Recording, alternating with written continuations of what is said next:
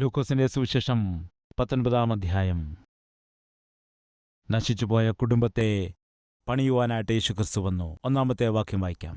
അവൻ എരിഹോവിൽ എത്തി കടന്നുപോകുമ്പോൾ ചുങ്കക്കാരിൽ പ്രമാണിയും ധനവാനുമായ സക്കായി എന്നു പേരുള്ള ഒരു പുരുഷൻ യേശു എങ്ങനെയുള്ളവൻ എന്നു കാണുവാൻ ശ്രമിച്ചു. വളർച്ചയിൽ കുറുകിയവൻ ആകൊണ്ടും പുരുഷാരം നിമിത്തം അവന് കഴിഞ്ഞില്ല. റൈറ്റ്, ഇവിടെ ചുങ്കക്കാരിൽ പ്രമാണി ആയിരിക്കുന്ന സക്കായി. ദയവുചെയ്ത് ശ്രദ്ധിക്കുക, ചുങ്കക്കാരിൽ പ്രമാണിമാർ എന്ന് പറയുമ്പോൾ ആ കാലത്തെ യഹൂദർ ആണെങ്കിലും റോമൻ സാമ്രാജ്യത്തിൻ്റെ കീഴിൽ അനീതി ചെയ്ത് 1 രൂപ വാങ്ങേണ്ട ഇടത്ത് 4 രൂപ അവർ വാങ്ങുമായിരുന്നു. ഫലമായിട്ട് ഈ ചുങ്കക്കാരുടെ പ്രമാണിമാർക്ക് സമൂഹത്തിൽ യാതൊരു വിലയും ഇല്ലായിരുന്നു. ആരും ബഹുമാനമോ വിലയോ കൽപ്പിക്കുകയില്ലായിരുന്നു. അതുകൊണ്ട് അവരെ പാപികളിൽ വെച്ച് ഏറ്റവും പരമപാപികളായിട്ട് കണക്കാക്കിയിരുന്നു. നിങ്ങൾ ഓർക്കുന്നുണ്ടോ? യേശു കർത്താവ് എല്ലാവരോടും ഒപ്പം ഇരുന്ന് ആഹാരം കഴിച്ചപ്പോൾ നോക്കുക, ഇവൻ ചുങ്കക്കാരോടും എന്താണ് പറയുന്നത്? അതിനുശേഷം പാപികളോടുമൊപ്പം ഇരുന്ന് ആഹാരം കഴിക്കുകയാണോ? അതിൻ്റെ അർത്ഥം എന്തെന്നറിയാമോ? പാപികളിൽ വെച്ച് ഏറ്റവും പരമപാപികളായിരുന്നു ചുങ്കക്കാർ. മറ്റൊരു സന്ദർഭത്തിൽ യേശു ഇപ്രകാരം പറഞ്ഞു, ചുങ്കക്കാരും വേശ്യകളും സ്വർഗത്തിൽ പോയാലും കപടവേഷക്കാർ ഒരിക്കലും പോവുകയില്ല. അതായത് വേശ്യകളേക്കാൾ വലിയ ഹീനമായ ജീവിതമായിരുന്നു അന്ന് ചുങ്കക്കാർ നയിച്ചുകൊണ്ടിരുന്നത്.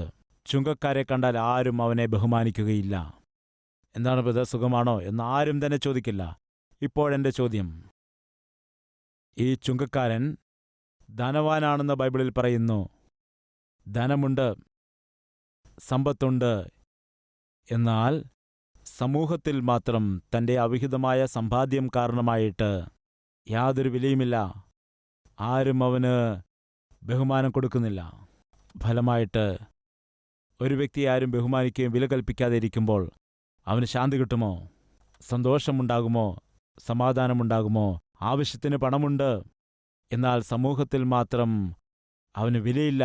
ബന്ധുക്കളുടെ ഇടയിൽ വിലയില്ല. സ്നേഹിതന്മാരുമായി സമ്പർക്കമില്ല. അങ്ങനെയുള്ള വ്യക്തിക്ക് സന്തോഷമുണ്ടായിരിക്കുമോ? സമാധാനമുണ്ടായിരിക്കുമോ? ഇന്ന് നമ്മുടെ ഇടയിൽ ചില ഭർത്താക്കന്മാരുണ്ട്. നീ ഭർത്താവാണ്, എന്നാൽ വീട്ടിൽ നിനക്ക് വിലയുണ്ടോ? നിന്റെ ഭാര്യ നിന്നെ ബഹുമാനിക്കുന്നുണ്ടോ? ബഹുമാനത്തോടെ വിളിക്കുന്നുണ്ടോ? ഒരു നിമിഷം ചിന്തിക്കൂ. സഹോദരി, നീ ഒരു ഗൃഹനാഥയാണ്, എന്നാൽ നിന്റെ വീട്ടിൽ നിനക്ക് നിന്റെ ഭർത്താവ് വില കൽപ്പിക്കുന്നുണ്ടോ? സ്നേഹം തരുന്നുണ്ടോ? പ്രിയ മാതാപിതാക്കളെ ചോദിക്കട്ടെ, നിങ്ങളുടെ മക്കൾ നിങ്ങളെ ബഹുമാനിക്കുന്നുണ്ടോ? ഒരു നിമിഷം ചിന്തിക്കുക. ഇന്ന് അനേകം കുട്ടികളും സ്വന്തം മാതാപിതാക്കളെ ബഹുമാനിക്കുന്നില്ല. എന്തുകൊണ്ടാണ്? അവരുടെ വഴക്കും ബഹളവും സഹിക്കവയ്യാതെ അനേകം മാതാപിതാക്കൾ കലഹിക്കുന്നതുകൊണ്ട് അവരുടെ കുട്ടികളുടെ മനസ്സിൽ എന്താണുണ്ടാകുന്നതെന്ന് അറിയാമോ? ഒരു കറ വീഴുകയാണ്. എന്താണ് ആ കറ? എൻ്റെ പിതാവ് ഒരു ക്രൂരനാണ്. വീട്ടിലേക്ക് വന്നാലുടൻ എൻ്റെ അമ്മയെ പൊതിരെ തല്ലും. അങ്ങനെ മകൻ്റെ മനസ്സിലൊരു മുദ്ര വീഴുകയാണ്, എൻ്റെ പിതാവ് ഒരു ദുഷ്ടനാണെന്നുള്ള മുദ്ര. അധ്വാനിച്ച് വീട്ടിലേക്ക് വരുന്നതായ ഭർത്താവിനോട് സ്നേഹത്തോടെ സംസാരിക്കാതെ വന്നാൽ ഉടൻ തന്നെ കലഹിച്ച് കടന്നുവരുന്ന ഭർത്താവിന് സ്വസ്ഥതയും സമാധാനവും കൊടുക്കാതെ കലഹിക്കുകയാണെങ്കിൽ അങ്ങനെയുള്ള ഭാര്യമാരെ മകനും മകളും കാണുമ്പോൾ അവർ എന്താണ് ചിന്തിക്കുന്നത്? എൻ്റെ അമ്മയൊരു ക്രൂരയാണ്. അച്ഛൻ കഷ്ടപ്പെട്ട് രാവിലെ ഇറങ്ങിപ്പോകും. ജോലി ചെയ്തിട്ട് തിരികെ വരുമ്പോൾ സ്നേഹത്തോടെ ഒരു ഗ്ലാസ് പച്ചവെള്ളം പോലും കൊടുക്കില്ല. അപ്പൻ വന്നു കയറിയാൽ പിന്നെ അമ്മ ഓരോന്ന് പറഞ്ഞ് വഴക്കുകൂടുന്നു. മനുഷ്യൻ സ്വസ്ഥതയോടെ സമാധാനത്തോടെ ആ മേശയ്ക്കരികിൽ വന്നിരുന്ന് എന്തെങ്കിലും ആഹാരം കഴിക്കാൻ തുടങ്ങുമ്പോൾ ആഹാരം കഴിക്കുന്നതിന് മുമ്പ് തന്നെ തുടങ്ങുകയാണ്.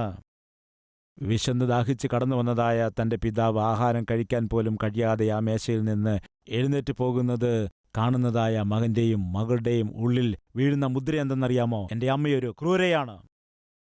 ഞാൻ ചോദിക്കട്ടെ, നിങ്ങളുടെ കയ്യിൽ അച്ചുകുത്തിയ പാടുണ്ടോ? എന്താണ് അച്ചുകുത്തിയ പാടുണ്ടോ? ഇല്ല എങ്കിൽ വീട്ടിൽ ചെന്നതിന് ശേഷം നിങ്ങൾ ഒന്ന് പരിശോധിച്ച് നോക്കണം. നിങ്ങളുടെ കൈയുടെ ഈ ഭാഗത്തായിട്ട് കാണും. പ്രായമുള്ള ആളുകളുണ്ടല്ലോ, അവരുടെ കൈകളിൽ ഇത് കാണാനിടയുണ്ട്. റൈറ്റ്, എന്നെ കേൾക്കുന്നതായ ആളുകൾക്ക് ഇല്ലേ? അത് എല്ലാവർക്കുമുണ്ട്. ചെറുപ്പത്തിൽ തന്നെ നമുക്ക് ആ അച്ചുകുത്തിയ പാടുണ്ട്. നമുക്ക് രോഗങ്ങൾ വരാതിരിക്കാൻ വാക്സിൻ എടുത്തതായ ഒരു പാടാണത്. എന്നെ കേൾക്കുന്നവരിൽ 60 വയസ്സ് 70 വയസ്സുള്ള പ്രായമുള്ള ആളുകളുമുണ്ട്. അവരും പറയുകയാണ് എനിക്കും ഈ അച്ചുകുത്തിയ പാടുണ്ട് എന്ന്. അതായത് പ്രായം 70 ആ പാട് പോയിട്ടില്ല. ഇത് പറയുന്നതിൻ്റെ കാരണം എന്താണെന്ന് വെച്ചാൽ ചെറുപ്പത്തിൽ അച്ചുകുത്തിയ പാട് അതങ്ങനെ തന്നെ കിടക്കുകയാണ്. മാതാവേ പിതാവേ കേൾക്കൂ. കൊച്ചുകുട്ടികളുടെ മുൻപിൽ വെച്ച് നീ പലപ്പോഴും ഭാര്യയുടെ നേരെ കരമുയർത്തി അടിക്കാൻ പോകുമ്പോൾ, ഭർത്താവ് വീട്ടിൽ വരുമ്പോൾ സ്നേഹത്തോടെ ഒരു ഗ്ലാസ് വെള്ളം കൊടുക്കാതെ വഴക്കുകൂടുമ്പോൾ, നിന്റെ മകൻ്റെയും മകളുടെയും ഉള്ളിൽ ഒരു പാട് വീഴുകയാണ്. ആ പാട് എന്തെന്നറിയാമോ? എൻ്റെ പിതാവ് ഒരു ക്രൂരനാണ്, എൻ്റെ അമ്മയൊരു ക്രൂരയാണ്. ആ മുദ്ര അവരുടെ കൈകളിലല്ല, ഹൃദയത്തിലാണ് വീഴുന്നത്. അങ്ങനെ നിങ്ങളുടെ മകൻ്റെയോ മകളുടെയോ ഹൃദയത്തിൽ പിതാവായ നിങ്ങളെക്കുറിച്ച്, മാതാവായ നിങ്ങളെക്കുറിച്ച് ക്രൂരനാണ്, ക്രൂരയാണ്, ദുർമാർഗിയാണ് എന്നുള്ളതായ ഒരു മുദ്ര അവരുടെ മനസ്സിൽ വീണുകഴിഞ്ഞാൽ, അച്ചുകുത്തിയ പാടിപ്പോഴും ഉണ്ടോ പോയോ? ഇപ്പോഴും അത് കാണാൻ കഴിയും. നീ മരിക്കുന്നതുവരെയും അവരുടെ മനസ്സുകളിൽ വീണതായ ആ പാട് പോകുന്നതായ പ്രശ്നമില്ല. മനസ്സിലാകുന്നുണ്ടോ? എപ്പോഴും ഭാര്യയുമായിട്ട് അടികൂടുന്നു, എപ്പോഴും വഴക്കുകൂടുന്നു, പലപ്പോഴും ചീത്ത വിളിക്കുന്നു, ബഹളമുണ്ടാക്കുന്നു, വീട് കുട്ടിച്ചോറാക്കുന്നു. ഇവയെല്ലാം കാണുന്നത് ആരാണെന്നറിയാമോ? ഒന്നാമതായിട്ട് നിന്റെ മക്കളാണ് കാണുന്നത്. ഒരപ്പനും മകനും കൂടി മാങ്ങാപ്പഴം മോഷ്ടിക്കുവാൻ വേണ്ടി പോയി. അപ്പൻ മാവിൻ്റെ മുകളിൽ കയറി, മകൻ താഴെ നിൽക്കുകയാണ്. ആരും അറിയാതെ മാങ്ങ പറിക്കുന്നു. മോനോട് എന്ത് പറഞ്ഞെന്നറിയാമോ? എടാ, ആരെങ്കിലും കാണുന്നുണ്ടോ എന്ന് നോക്കണം. ഇത് കേട്ടപ്പോൾ മകൻ മൗനമായി നിൽക്കുന്നു. എടാ, നീ എന്താണ് മിണ്ടാതെ നിൽക്കുന്നത്? ഞാനിവിടെ മാങ്ങ മോഷ്ടിച്ചുകൊണ്ടിരിക്കുകയാണല്ലോ, ആരെങ്കിലും കാണുന്നുണ്ടോ എന്ന് നോക്കണം. ഇവൻ മിണ്ടാതെ നിൽക്കുകയാണ്. ആരും കാണുന്നില്ല ഡാഡി എന്ന് പറഞ്ഞാൽ കുറച്ചുകൂടി ഉറപ്പോടെ മോഷ്ടിക്കാമല്ലോ. ഇവൻ മിണ്ടാതിരുന്നപ്പോൾ ഡാഡിക്ക് ടെൻഷൻ കൂടി. എടാ, ഞാൻ ആരും അറിയാതെ ഈ മാങ്ങ പറിച്ചെടുക്കുകയാണ്, അതുകൊണ്ട് ആരെങ്കിലും കാണുന്നുണ്ടോ എന്ന് നീ നോക്ക്. ഡാഡി, കാണുന്നുണ്ട് എന്ന് പറഞ്ഞപ്പോൾ അയാൾ, ആരാണ്? ഞാനാണ് കാണുന്നത്. അപ്പനിലെ ഒരു കള്ളനെ ഞാൻ കാണുന്നുണ്ട്. എന്തൊരപ്പനാണ് അയാൾ! ലോകത്തിൻ്റെ ദൃഷ്ടിയിൽ കള്ളനായാലാണ് പ്രശ്നം, മകൻ്റെ ദൃഷ്ടിയിൽ കള്ളനായാൽ പ്രശ്നമില്ല എന്ന് ചിന്തിക്കുന്നു ആ പിതാവ്. എത്ര ഭോഷനാണ്! സഹോദര സഹോദരി, ഇന്ന് കുടുംബങ്ങൾ നശിക്കുന്നതിൻ്റെ കാരണമറിയാമോ? സ്നേഹമില്ലാത്തതുകൊണ്ട്. സമാധാനമില്ല, സന്തോഷമില്ല. ഫലമായി ഭാര്യാഭർത്താക്കന്മാരുടെ ഇടയിൽ ഐക്യതയില്ല, സന്തോഷവുമില്ല. പ്രിയ സഹോദര സഹോദരി, ഇന്ന് നിന്റെ അവസ്ഥ എന്താണ്? നിന്റെ വീടിൻ്റെ അവസ്ഥ എന്താണ്? സഖായി ഒരുപാട് പണം സമ്പാദിച്ചു, എന്നാൽ കുടുംബത്തെ നന്നായി പണിയാൻ കഴിഞ്ഞില്ല. സഖായി എന്ന പേരിൻ്റെ അർത്ഥമറിയാമോ? പരിശുദ്ധൻ. എന്താണ് പരിശുദ്ധൻ? പേരിൽ വിശുദ്ധിയുണ്ട്, എന്നാൽ അവൻ്റെ ജീവിതത്തിൽ വിശുദ്ധിയില്ല, അവൻ്റെ സമ്പാദ്യത്തിൽ വിശുദ്ധിയില്ല, വാക്കുകളിൽ വിശുദ്ധിയില്ല, തൻ്റെ ജീവിതത്തിൽ പരിശുദ്ധിയില്ല. ഒരുപാട് പണം മാത്രം സമ്പാദിക്കുന്നു. പ്രിയ സഹോദര സഹോദരി, ലോകത്തിൻ്റെ സ്വഭാവം എന്തെന്നറിയാമോ? എത്ര പണം കിട്ടുന്നുണ്ട്? എത്രയുണ്ട് സമ്പാദ്യം? ഏകദേശം ഒരു 5 കോടിയുണ്ട്. 5 കോടിയോ? മറ്റൊരാൾ 5 കോടി, മറ്റൊരാൾ 10 കോടി.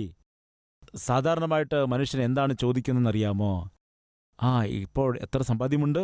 എല്ലാ വ്യക്തികളോടും എത്ര സമ്പാദ്യമുണ്ട്, എത്ര വരുമാനമുണ്ട് എന്ന് ചോദിക്കുന്നതല്ലാതെ എങ്ങനെയാണ് സമ്പാദിച്ചതെന്ന് ആരും ചോദിക്കുന്നില്ല. എന്നാൽ ദയവിച്ചത് കേൾക്കൂ. ഈ ലോകത്തിൽ മനുഷ്യൻ എന്താണ് ആവശ്യമെന്നറിയാമോ? എത്രയാണ് സമ്പാദിച്ചതെന്ന് എല്ലാവരും ചോദിക്കാൻ ആഗ്രഹിക്കുന്നു. എന്നാൽ നമ്മുടെ ദൈവം നീ എങ്ങനെയാണ് സമ്പാദിക്കുന്നത് എന്നാണ് അവൻ നോക്കുന്നത്. സൂക്ഷിക്കുക. ഇന്ന് നിങ്ങളുടെ പ്രായം എത്രയാണ് നിങ്ങൾക്കറിയാമല്ലോ. അതിനോടുകൂടി 100 വർഷം കൂടി കൂട്ടുക. കൂട്ടി നോക്കാമോ? 20 വയസ്സാണോ, 30 വയസ്സാണോ, 40 വയസ്സാണോ, 50 വയസ്സാണോ? എത്രയാണ് കൂട്ടേണ്ടത്? ഒരു 100 വർഷം കൂടെ കൂട്ടുക. എത്രയായെന്ന് പറയുക. 20 വയസ്സിനോട് കൂടെ 100 കൂട്ടിയാൽ 120 വയസ്സ്. 30 ആണെങ്കിൽ 130, 50 ആണെങ്കിൽ 150. ഇപ്പോൾ നിങ്ങളുടെ വയസ്സ് 150 ആണെന്നിരിക്കട്ടെ. നിങ്ങളന്ന് ഭൂമിയിൽ ജീവിച്ചിരിക്കുമോ? ഉറക്കെ പറയുക. ഉണ്ടാകാനുള്ള ചാൻസ് ഉണ്ടോ? ഇല്ല. സതീഷ് കുമാറിൻ്റെ പ്രായം ഇപ്പോൾ 53 വയസ്സാണ്. അതിനോടുകൂടി 100 കൂട്ടിയാൽ 153 വയസ്സ്. അങ്ങനെയാണെങ്കിൽ ആ സമയത്ത് ഞാൻ ഈ ഭൂമിയിലുണ്ടാകില്ല. നിങ്ങൾ മാത്രം ഉണ്ടാകുമെന്ന് വിചാരിക്കുകയാണോ? നിങ്ങളും ഉണ്ടാകാനുള്ള ചാൻസ് ഇല്ല. ശരി, ഒരു കാര്യം ചിന്തിക്കുക. ഈ ദിവസം നീ എന്തിനു വേണ്ടിയോയൊക്കെ ഓടിക്കൊണ്ടിരിക്കുകയാണ്, കേൾക്കുന്നില്ലേ? എന്തിനു വേണ്ടിയൊക്കെ നിങ്ങൾ ശ്രമം നടത്തുകയാണ്. ഒരു ബൈക്ക് വാങ്ങാനായിട്ട് ശ്രമിച്ചുകൊണ്ടേയിരിക്കുന്നു, കാറ് വാങ്ങാനായിട്ട് കഷ്ടപ്പെടുകയാണ്, വീട് വാങ്ങാനായിട്ട് കഷ്ടപ്പെടുകയാണ്, സ്വർണം വാങ്ങാനായിട്ട് കഷ്ടപ്പെടുകയാണ്, വസ്തു വാങ്ങുവാനായിട്ട് കഷ്ടപ്പെടുകയാണ്. പണമുണ്ടാക്കാനുള്ള ധൃതിയിൽ നിങ്ങൾ അതിനായി തെറ്റായ ചുവടുകൾ വയ്ക്കുന്നു, തെറ്റായ കാര്യങ്ങൾ ചെയ്യുന്നു. അങ്ങനെ അന്യായമായിട്ട് അനീതി ചെയ്തുകൊണ്ട് കഷ്ടപ്പെട്ട് ഏതെങ്കിലുമൊക്കെ രീതിയിൽ നിങ്ങൾ വാങ്ങുവാൻ ആഗ്രഹിക്കുന്നതായ കാര്യങ്ങൾ വാങ്ങുന്നു എന്നിരിക്കട്ടെ. അതൊരു ബൈക്കാകട്ടെ, നിങ്ങൾക്കുള്ള വസ്ത്രമാകട്ടെ, വസ്തുവാകട്ടെ, വീടാകട്ടെ, കാറാകട്ടെ, അല്ലെങ്കിൽ ഏതു തന്നെയാണെങ്കിലും നിങ്ങൾ അത് വാങ്ങിയെന്നിരിക്കട്ടെ. ശരി, ഒരു 100 വർഷം കഴിഞ്ഞിട്ട് നിങ്ങളുടെ ബൈക്ക് ആരോടിക്കുമെന്നറിയാമോ? നിങ്ങൾക്കറിയാമോ? നിങ്ങൾ ഒരുപാട് ഇഷ്ടത്തോടു കൂടി വാങ്ങിയതായൊരു ബൈക്കാണത്. അത് ആരോടിക്കും അറിയില്ല. ഒരുപാട് കഷ്ടപ്പെട്ട് പല രീതിയിൽ തെറ്റായ കാര്യങ്ങളൊക്കെ ചെയ്ത് ബുദ്ധിമുട്ടിയാണ് നിങ്ങളൊരു വീട് വാങ്ങിയത്. 100 വർഷങ്ങൾക്ക് ശേഷം ആ വീട്ടിൽ ആരാണ് താമസിക്കുന്നത് പറയൂ? പറയാൻ കഴിയുമോ? ഒരേക്കർ വസ്തുവിനോടുകൂടി മറ്റൊരേക്കർ കൂടി വാങ്ങി കൂട്ടിവെച്ചിട്ട് ഒരുപാട് വസ്തു സമ്പാദിച്ചിട്ട് ഇനിയും തൃപ്തിയില്ലാതെ 20 ഏക്കർ, 30 ഏക്കർ, 40 ഏക്കർ, 50 ഏക്കർ നിങ്ങൾ വസ്തുക്കൾ വാങ്ങിക്കൂട്ടി. എന്നാൽ 100 വർഷങ്ങൾക്ക് ശേഷം ആ വസ്തു ആരുടെ കൈകളിലാണെന്ന് പറയാൻ കഴിയുമോ? ഒരു നിമിഷം ചിന്തിക്കുക. വീട് വീട് വീട് എന്ന് പറഞ്ഞുകൊണ്ട് ആ വീടിനു വേണ്ടി എത്രയോ കഷ്ടതകൾ അനുഭവിച്ചു, പല രീതിയിൽ നിങ്ങൾ പ്രശ്നങ്ങളുണ്ടാക്കി, അവസാനം വാങ്ങി. എന്നാൽ നീ മരിച്ചുപോയതിനു ശേഷം ആ വീട്ടിൽ ആര് താമസിക്കുമെന്നറിയാമോ? ഒരു നിമിഷം ചിന്തിക്കുക. ഈ ലോകത്തിലേക്ക് വന്നപ്പോൾ നീ ഒന്നും കൊണ്ടുവന്നില്ല, നീ തിരിച്ചു പോകുമ്പോഴൊന്നും തന്നെ കൊണ്ടുപോകുകയുമില്ല. ഒന്നും കൊണ്ടുവന്നിട്ടില്ല, ഒന്നും നീ എടുത്തുകൊണ്ടു പോകുന്നുമില്ല. ഇതിനിടയിൽ നീ എന്തിനാണിങ്ങനെ മത്സരിച്ചു കൊണ്ടിരിക്കുന്നത്? മനുഷ്യന് വേണ്ടതെന്താണെന്നറിയാമോ? വിശപ്പിന് വയറ് നിറച്ച ആഹാരം, ധരിക്കുവാനുള്ള വസ്ത്രം, താമസിക്കാനുള്ള ഒരു പാർപ്പിടം, അത് മതിയാകും, ഇത് മതിയാകും. എന്നാൽ ഇത് മതിയാകാതെ മനുഷ്യൻ ഇനിയും വേണം, ഇനിയും സമ്പാദിക്കണമെന്ന അത്യാഗ്രഹത്തോടെ ആത്മീയതയെ നശിപ്പിക്കുന്നു. സമ്പത്ത് വർദ്ധിപ്പിക്കണം, ആസ്തി വർദ്ധിപ്പിക്കണം. ഈ ഒരു പരിശ്രമത്തിനിടയിൽ സഹോദരങ്ങൾ തമ്മിലുള്ള സ്നേഹത്തെ നഷ്ടമാക്കുന്നു. ഭാര്യയോടൊപ്പം സമയം ചെലവഴിക്കുന്നില്ല, മക്കളോടൊപ്പം സമയം ചെലവഴിക്കാൻ കഴിയുന്നില്ല, കുടുംബത്തോടൊപ്പം സമയത്തെ ചെലവഴിക്കുന്നില്ല. പണമുണ്ടാക്കണം. ഇതുകൊണ്ടൊക്കെ നീ എന്താണ് നേടിയെടുത്തത്? നീ മരിക്കുമ്പോൾ നിന്നോടൊപ്പം നിന്റെ ബാങ്ക് ബാലൻസ് കടന്നു വരുമോ? വില കൂടിയ വസ്ത്രങ്ങൾ നിനക്ക് കൊണ്ടുപോകാൻ കഴിയുമോ? ഒരു നിമിഷം ചിന്തിക്കൂ. ഒന്നും വരികയില്ല. ഒന്നും വരാതിരിക്കുമ്പോൾ എന്തിനാണ് ഈ മത്സരം? അനാവശ്യമായ കാര്യങ്ങൾ ചെയ്ത് പണമുണ്ടാക്കുന്നു. സക്കായിക്ക് ആവശ്യത്തിലധികം പണമുണ്ട്, എന്നാൽ അവന് വീട്ടിലൊരു സ്നേഹമില്ല, സന്തോഷമില്ല, സമാധാനമില്ല. വീടിന് പുറത്ത് എല്ലാവരും വെറുക്കുന്നു, വീടിൻ്റെ ഉള്ളിലാണെങ്കിൽ സ്വസ്ഥതയും സമാധാനവും ഇല്ലാതെയിരിക്കുമ്പോൾ അതേ യെരിഹോ പട്ടണത്തിലേക്ക് ഇറങ്ങി വന്നു. ആരാണ്? കുടുംബത്തെ പണിയുവാൻ കഴിയുന്ന, കുടുംബ വ്യവസ്ഥയെ ആരംഭിച്ച ലോക രക്ഷകൻ അവിടേക്ക് ഇറങ്ങി വന്നു. യേശു അവിടേക്ക് കടന്നു വന്നപ്പോൾ സക്കായി യേശുവിനെ കാണാൻ ആഗ്രഹിച്ചിട്ടും അവൻ ആളിൽ കുറുകിയവനാകൊണ്ട് കാണുവാൻ കഴിഞ്ഞില്ല. ചോദിക്കട്ടെ, യേശുവിൻ്റെ അരികിലേക്ക് വരണം, യേശുവിനെ കാണണം, യേശുവിനെപ്പറ്റി അറിയണം എന്നാഗ്രഹമുണ്ട്. എന്നാൽ എന്താണ് തടസ്സമായത്? പറയുക. എന്താണ് തടസ്സമായത്? തൻ്റെ ശരീരം. ആളിൽ കുറുകിയവനാണല്ലോ. തൻ്റെ ശരീരം തന്നെയാണ് യേശുവിൽ വരുന്നതിന് തടസ്സമായി മാറിയത്. ഇന്നും നമ്മുടെ ഇടയിൽ പലർക്കും ആഗ്രഹമുണ്ട്. വിശുദ്ധിയോടെ ജീവിക്കണം, ദൈവപൈതലായിട്ട് ജീവിക്കണം, മാനസാന്തരപ്പെടണം, കർത്താവിൻ്റെ ഹിതം പോലെ ജീവിക്കണം, പ്രാർത്ഥനാ മനുഷ്യനായി ജീവിക്കണം, കർത്താവിൻ്റെ ഇഷ്ടം ചെയ്ത് ജീവിക്കണം. നിനക്ക് ആഗ്രഹമുണ്ട്, എന്നാൽ കർത്താവിൻ്റെ അരികിലേക്ക് വരാൻ കഴിയാതെ, കർത്താവിൻ്റെ ഹിതം പോലെ ജീവിക്കുവാൻ കഴിയാതെ, വിശുദ്ധിയോടെ ജീവിക്കുവാൻ കഴിയാതെ, ഒത്തവണ്ണം ജീവിക്കുവാൻ കഴിയാതെ തടസ്സം നിൽക്കുന്നത് എന്താണെന്നറിയാമോ? നിന്റെ ശരീരമാണ്.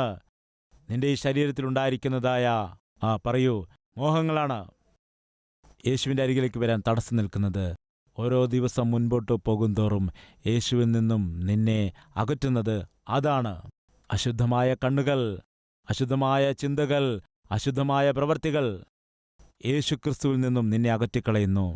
പ്രിയ സഹോദര സഹോദരി, ചോദിക്കട്ടെ, ഇന്ന് ഏത് പാപമാണ് നിന്നെ ദിവസം ചെല്ലുന്തോറും യേശുവിൽ നിന്നും നിന്നെ അകറ്റിക്കൊണ്ടിരിക്കുന്നത്?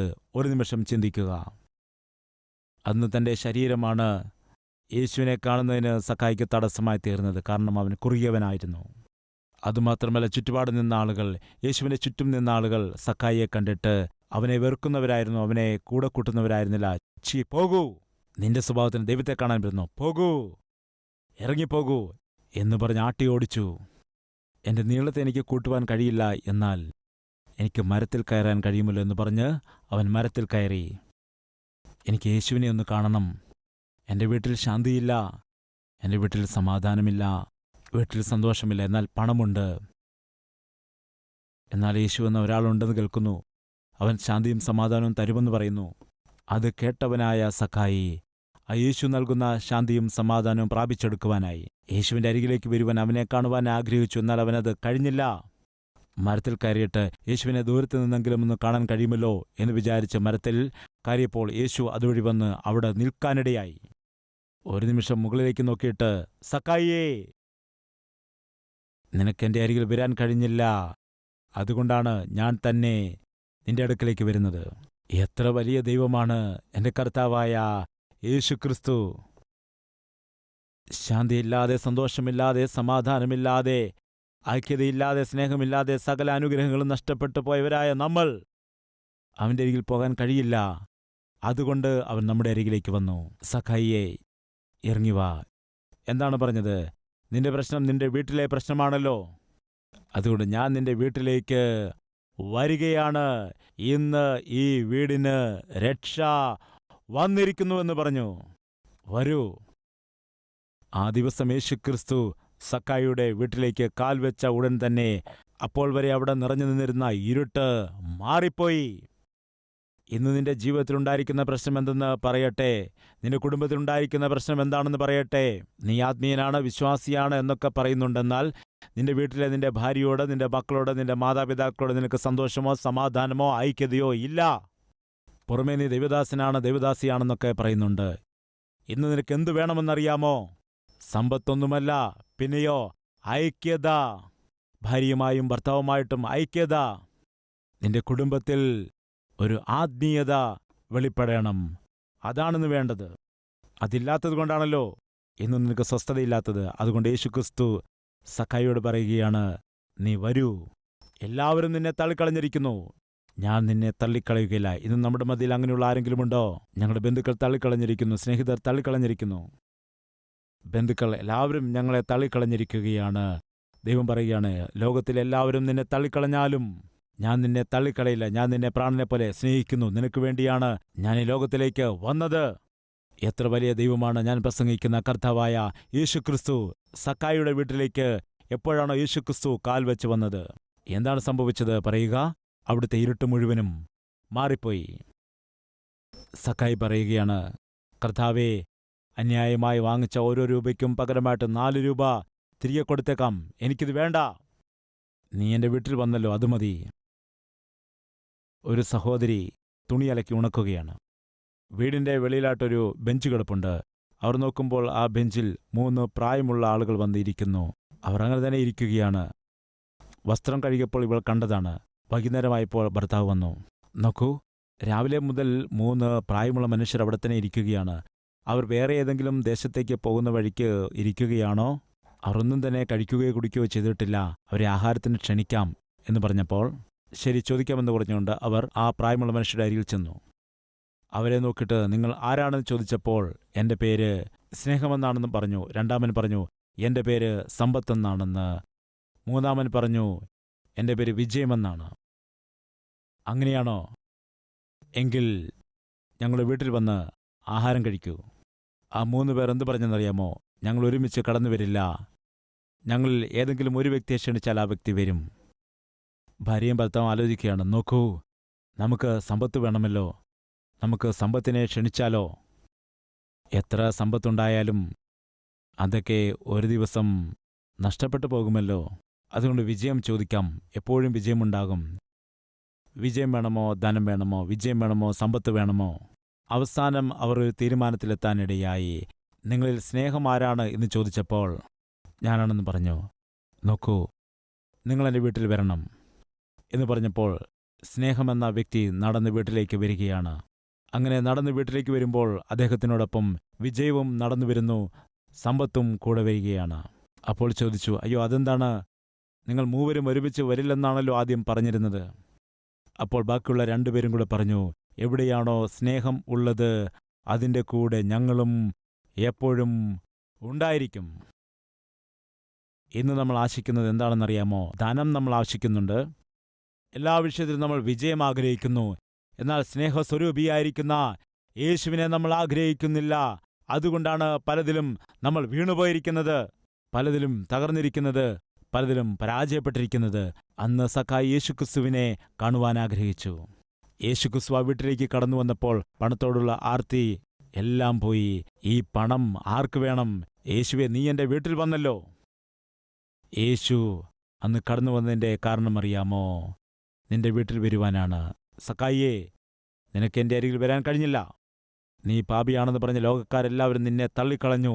എന്നാൽ ഞാൻ നിനക്ക് വേണ്ടിയാണ് വന്നത്. നിന്റെ വീട്ടിൽ വരുവാൻ ആഗ്രഹിക്കുന്നു. ബൈബിളിൽ എന്താണ് പറയുന്നത്? സക്കായി വേഗത്തിൽ ഇറങ്ങി.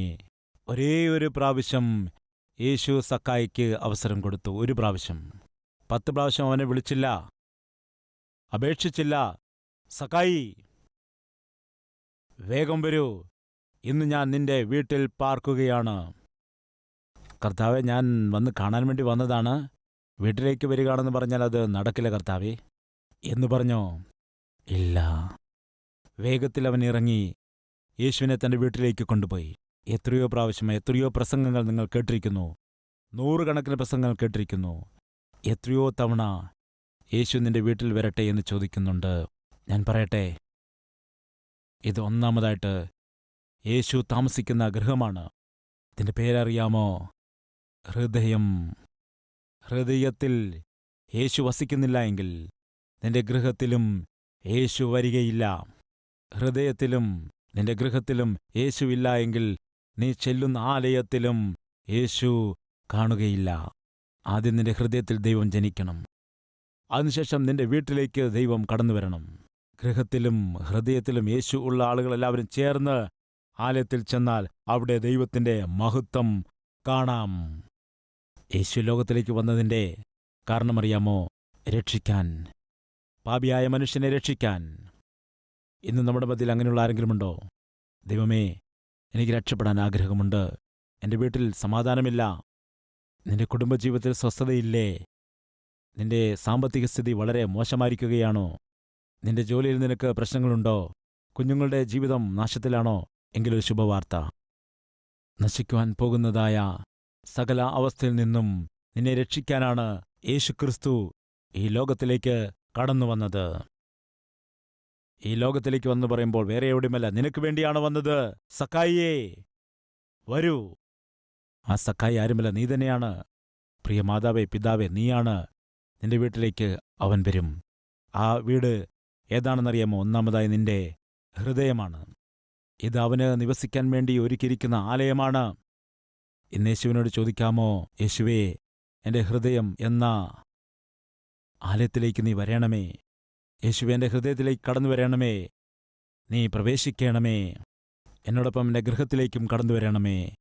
എവിടെയാണോ യേശുക്രിസ്തു പ്രവേശിക്കുന്നത് അവിടെ നിന്നും ഇരുട്ട് മാറിപ്പോകും. എവിടെയാണോ ക്രിസ്തു പ്രവേശിക്കുന്നത് അവിടെ നിന്നും പാപം ഓടിമാറുന്നു. എവിടെയാണോ ക്രിസ്തു പ്രവേശിക്കുന്നത് അവിടെ വിശുദ്ധി ഉണ്ടാവുകയാണ്. ഈ ദിവസം നിന്റെ ജീവിതത്തിൽ, നിന്റെ ശരീരത്തിൽ ക്രിസ്തു പ്രവേശിക്കണം. അതാണ് യഥാർത്ഥ ക്രിസ്മസ്. യേശുക്രിസ്തു എന്ന് ജനിച്ചു എന്നല്ല, നിന്റെ ഹൃദയത്തിൽ ജനിക്കുമ്പോഴാണ് യഥാർത്ഥമായ ക്രിസ്മസ്. അതുകൊണ്ട് പ്രിയമുള്ളവരെ, ഈ ദിവസം കർത്താവിൻ്റെ ആഗ്രഹം എന്താണെന്നറിയാമോ? നിന്റെ ജീവിതത്തിലേക്ക് പ്രവേശിക്കണം, നിന്റെ ജീവിതത്തെ പ്രകാശിപ്പിക്കണം, നിന്നെ സ്വർഗത്തിലേക്ക് കൊണ്ടുപോകണം. അവസാനമായി, ഇവിടെ യേശു വസിക്കുന്നില്ല എങ്കിൽ അവിടേക്ക് നിനക്ക് പോകാനുള്ള ചാൻസ് ഇല്ല. ഇപ്പോൾ ഞാൻ ചോദിക്കട്ടെ, എത്ര പേർക്ക് ആഗ്രഹമുണ്ട് സ്വർഗത്തിൽ എൻ്റെ കർത്താവിൻ്റെ സന്നിധിയിൽ എനിക്കും വാഴണം എന്ന്? എങ്കിൽ കേൾക്കൂ, അവിടെ കർത്താവിനോടൊപ്പം വസിക്കണമെങ്കിൽ കർത്താവ് ഈ ഭൂമിയിലേക്ക് കടന്നു വന്നതിൻ്റെ കാരണമറിയാമോ?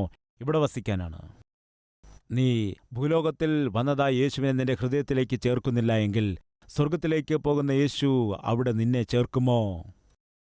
ഇന്നിങ്ങനെ എത്ര പേർ പറയും, എനിക്ക് വേണ്ടി ഭൂമിയിലേക്ക് വന്ന കർത്താവ് യേശു ക്രിസ്തുവിനെ എൻ്റെ ഹൃദയത്തിൽ ഞാൻ ചേർക്കുന്നു.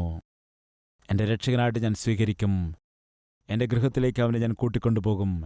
ഈ ദിവസം മുതൽ ഒരു യഥാർത്ഥ ദൈവ പൈതലായിട്ട് ഞാൻ ജീവിക്കും എന്ന് പറയുന്നവരുണ്ടെങ്കിൽ ഒരു നിമിഷം നിങ്ങളുടെ കരങ്ങളെ അവിടെ ഇരിക്കുന്ന ഇടങ്ങളിൽ തന്നെ ഉയർത്തിപ്പിടിക്കുക. നമുക്ക് ദൈവത്തോട് പ്രാർത്ഥിക്കാം.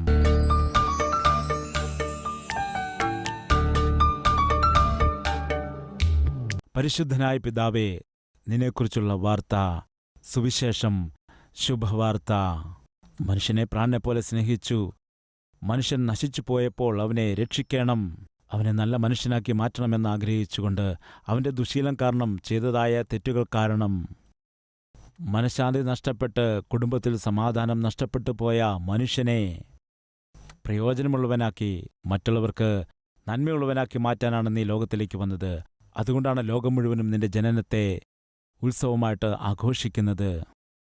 മനുഷ്യനെ സൃഷ്ടിച്ച നീ നശിച്ചു പോകുന്ന മനുഷ്യനെ രക്ഷിപ്പാനായി ലോകത്തിലേക്ക് വന്നു. താൻ ചെയ്തതായ തെറ്റുകൾ കൊണ്ടുള്ള ശിക്ഷ നീ സ്വയം ഏറ്റെടുത്ത് ക്രൂശിൽ അവനുവേണ്ടി മരിച്ചു. ദൈവമാകൊണ്ട് നീ മരണത്തെ ജയിച്ചുയർത്തെഴുന്നേറ്റു. ഇന്നും നീ ജീവനോടെയായിരിക്കുന്നു. ജീവിക്കുന്നവനായ മനുഷ്യന് ജീവനുള്ള ദൈവമായിട്ട് നീ അവതരിച്ചു. നിന്നെ സ്തുതിക്കുകയാണ്. ഈ ശ്രേഷ്ഠമായ സത്യത്തെ, വാസ്തവത്തെ വിശ്വസിച്ചുകൊണ്ട് നീ നൽകുന്നതായ ക്ഷമ പ്രാപിച്ചെടുക്കുന്നവർക്ക് അവർക്ക് നരകത്തിൽ പോകേണ്ട കാര്യമില്ല. അവർക്ക് നിത്യവും നിന്നോടൊപ്പം വസിക്കാൻ കഴിയും. ആ ഭാഗ്യം എനിക്ക് വേണമെന്ന് പറയുന്ന എല്ലാവർക്കും അത് കൊടുക്കണമേ. നിനക്ക് തന്നെ സകല മഹത്വവും പുകഴ്ചയും അർപ്പിച്ചുകൊണ്ട് യേശുക്രിസ്തുവിന്റെ നാമത്തിൽ അപേക്ഷിക്കുന്നു പിതാവേ. ആമേൻ.